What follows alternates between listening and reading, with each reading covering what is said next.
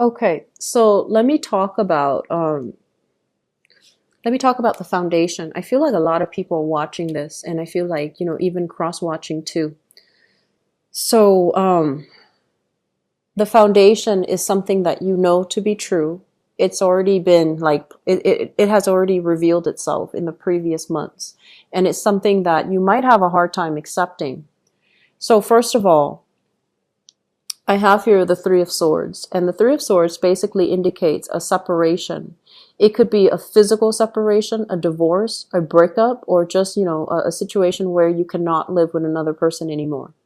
For some of you, you might have been dealing here with a fire sign. This is a Queen of Wands, okay? This is a really honest, loving type of a person. And I feel as if, so, forgive me for saying, but this is somebody that is looking for something to love, looking for something to nurture. They're really caring. They have a good heart. They love, children, animals, and things like that. And I feel as if this is the person where I feel like they did a lot of things behind the scenes that you hadn't thought about. And with their presence no longer in the picture, or with them out of the picture, it started to dawn on you. How do I do this? So and so has always done it in the past, and now you don't know how to do it. And so I feel like this person, when they were in the picture, you might have taken them for granted, or they might have done so much behind the scenes without complaints, without, without wanting that fanfare. And now that they're gone, you're dealing with separation anxiety. So they might be gone for good, or they might be, separated from you for a certain period of time. And you're finding yourself in this state. You're finding yourself like, I can't take care of myself on a practical level. And you're finding yourself like financially, if you shared assets or finances with this person, you're finding yourself kind of like financially drained a little bit as a result of this breakup, as a result of this separation. And then for others, I feel like there was a bad relationship here that has ended with an earth sign. So a Taurus, a Virgo, or a Capricorn. And for whatever reason, this person drained your financial resources, okay? We have here the King of Cups in the reverse. And when it's in the upright, it's a very, very noble, a very nurturing, a very loving person.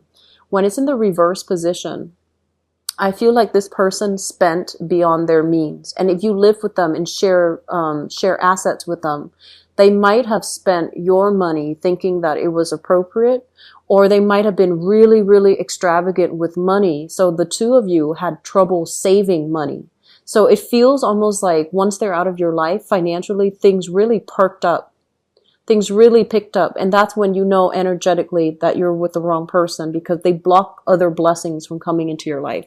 So I feel like this might have been somebody from the past. Okay. And because you have dealt with this person, this person that, that you had to take care of, it's really nice for you when you meet somebody that is willing to take care of you. So when you're in a space where you have a partner that really is, they're very thoughtful, they're very considerate, they take care of things behind the scenes, they don't complain, and they do everything for you, it makes you feel really appreciative. But I also have to say, Scorpio, and I mentioned this with the Aquarius reading, a lot of the times, when we oscillate from one extreme to the other, we learn to appreciate the good person. We learn to appreciate the right thing. So what I mean by this is, I feel like you had a partner in your past that you had to take care of. And now that that person's out of the picture, you're going to the opposite end of the extreme, where you have somebody that is taking care of you. And so I have to ask you, why does it have to be so extreme? Are we capable and fully, capable of taking care of ourselves? And so if you're with somebody because you're just like, oh, they're so different from my ex, I had to take care of my ex, whereas this person is taking care of me, you want to really think about, the real reason why you are in that relationship, and whether or not you love them, or whether or not you don't mind you just being taken care of. And you're not the type to, allow other people to take care of you and just, take advantage of them. I don't feel that's the case, but you want to examine, why do things have to be so extreme? Why is it like one end of the spectrum to the other? Can you find somebody that can meet you halfway, that can, do the give and take with you in equal increments so that it doesn't have to be so unbalanced all the time? So just be careful about that. I'm seeing this as well. If you were in a relationship with somebody that, couldn't take care of themselves, and towards the end of that relationship, I feel like you were very resentful. I also want to say that I feel like, you're a sign that really cares about control. And I also feel like when you're with somebody that can't take care of themselves, that seems out of control, it allows you to be the person to step up, to be in control. So in a way, it's almost like your emotional needs were being met because you wanted control. You wanted to take care of another person, and you wanted to be that pillar of strength in that relationship. And if that sounds familiar, what we have to really think about is the equal give and take in a relationship. And we have to really think about as well that relationship is a two-way street. Okay, a healthy relationship cannot be built when one person is doing everything. Okay, that can be you, even if you don't mind it. I just feel like that's very unbalanced. And then it could be the other person, if they feel like they're the one doing everything behind the scenes and they're not getting the reciprocity, they can become very very resentful. So the resentment, I feel, is coming in belatedly, but there are some deep innate issues that you need to look out for when you start dating, okay? We're not supposed to be here to play martyr for anybody else, to take care of other people and to, do that. It's a two-way street. So I want you to be careful of that, okay, Scorpios? Let me talk about the crowning energy. We have here an air sign. So this is somebody that some of you are thinking about. So this is an Aquarius, a Gemini, or a Libra, sun, moon, or rising. And this is someone who is really, really honest, very intelligent, very smart. They might like animals. Based on this deck, I feel like this is somebody that cares about communication, and they care about not just that they're right or who's right and who's wrong, but I feel like they want to get to the bottom of things. They're operating from the positive side of an air sign, where they care, but they also will ask you questions to make sure that you have thought things through. So they're not just, blindly going to support you. They're going to ask you follow-up questions. They are also a source of a wealth of information. So if you really want to get unbiased feedback, unbiased opinions, unbiased advice, you definitely can come to this person. And I feel like you really appreciate this person, and you know that they have a lot to offer. It's linked up here with the 9 of coins, and the 9 of coins is sort of like the single person. So I feel like some of you are still heavily involved with this air sign. You could be still romantically linked up with them. And because you feel like this person is very abundant. They have a lot of financial backing. They have a lot of skills. They're incredibly intelligent, and they're just very prosperous all the way around. So I feel like you're involved with this person and you really like them. And then for others of you, you have this person in your midst and you're trying to figure out, do they like me? Should I, give it a try? I feel like the answer is yes, because with the 9 of Pentacles, it's basically somebody that, it's somebody who's very attractive, and they have a lot of suitors. So I feel like it would be in your best interest to try to make a move before they're snatched up. And then I feel for some of you who are thinking about this person, you might have been broken up.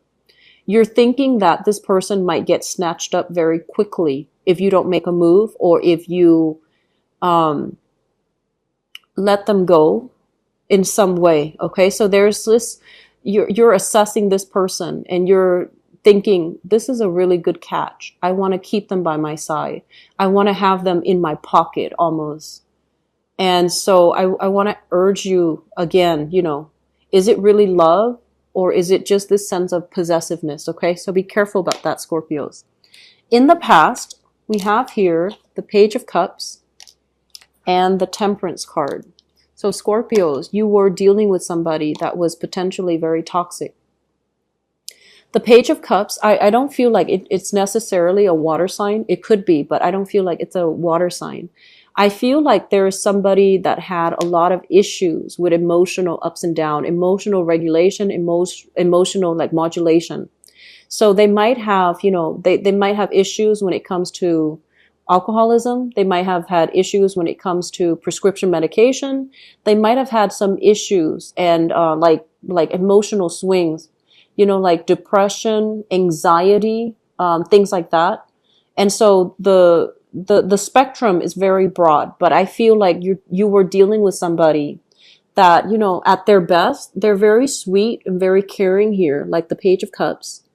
But at their worst, they can be very jealous, very untrusting, very, I want to say like a little bit on the vindictive side. They might withhold affection.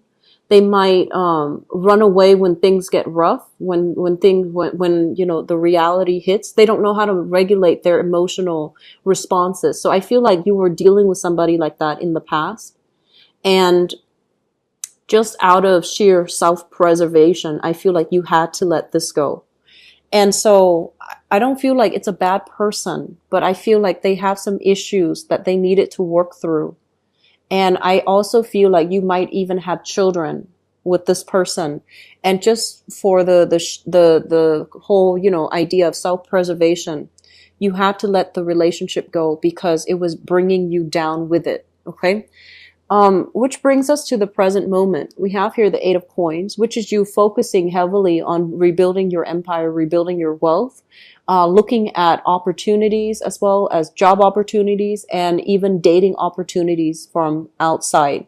So this is kind of like the magician in the making. You have a lot of opportunities coming through. You might even be sending out pieces of yourself to the world, like to other people, such as online dating.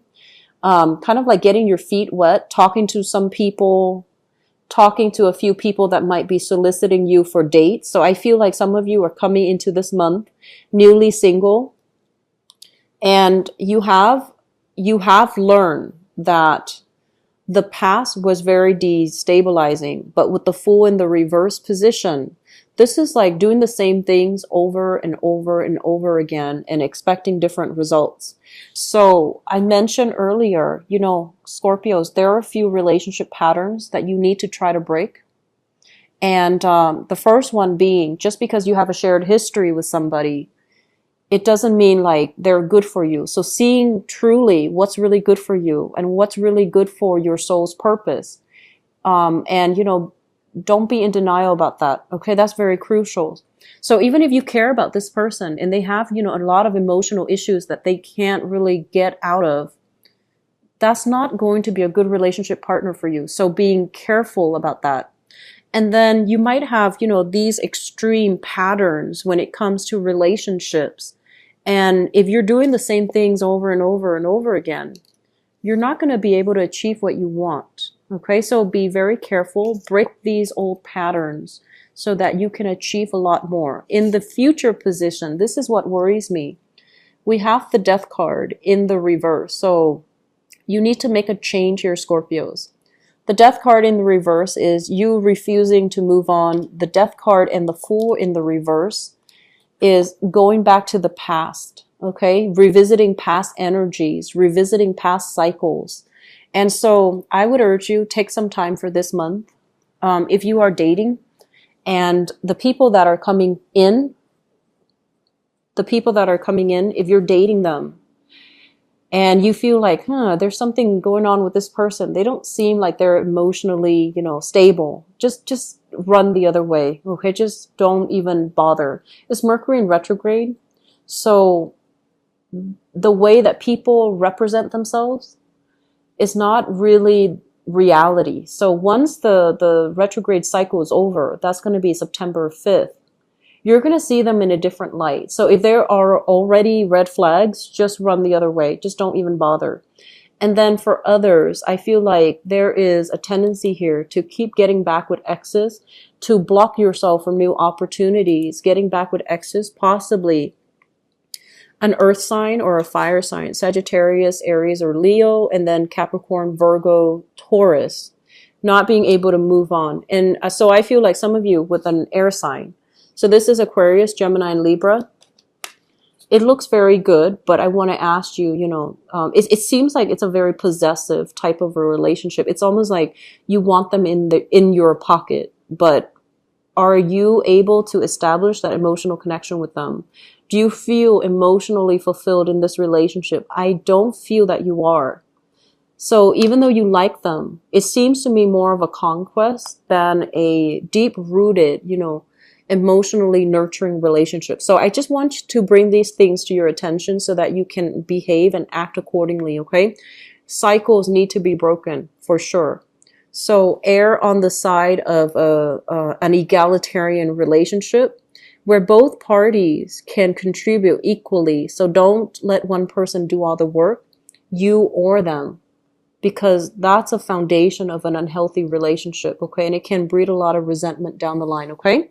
So Scorpios, I wish you all the best. Take care of yourself, okay?